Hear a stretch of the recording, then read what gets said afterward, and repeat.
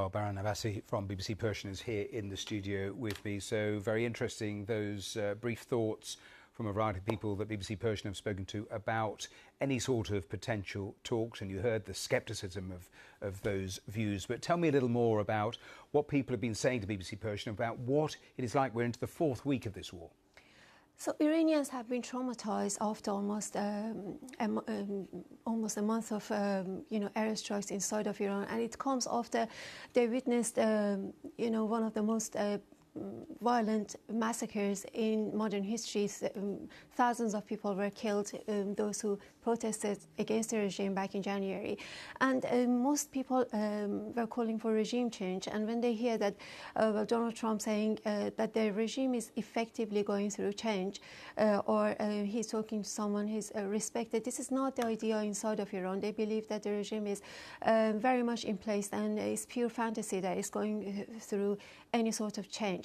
And when it comes to the bombings, well, we are getting reports every day of explosions, especially in Iran, in Tehran, and also today the central city of Isfahan, which the IDF has confirmed. It says that it's targeting government-linked facilities, but we are seeing pictures and also reports of residential buildings being attacked, and the number of civilian casualties are going up.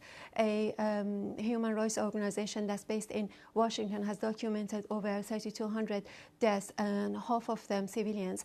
So the rising civilian casualties, the damage to infrastructure is something that really affected the Iranians, those who were calling for help and had counted on Donald Trump when he said on 9 different occasions that he's going to help the Iranians.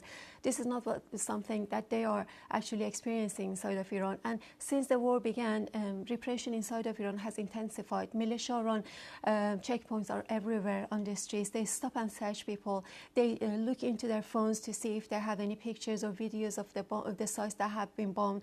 And if they are arrested, they can be charged with collaborating with the enemy and charged with the death penalty. We've already seen some executions in the past week. Hundreds of people, by the government's own account, have been arrested for sending pictures to the foreign media outlets. And Iranians are under an internet blackout. It's almost a month that they've been under an internet blackout.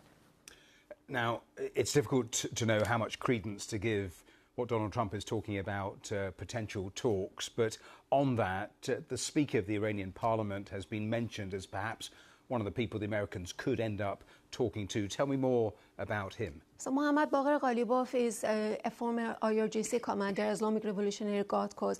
He's been a Tehran mayor, and also he ran for president 4 times, and he was unsuccessful every time. So just a few weeks ago, he could not see himself as the top man.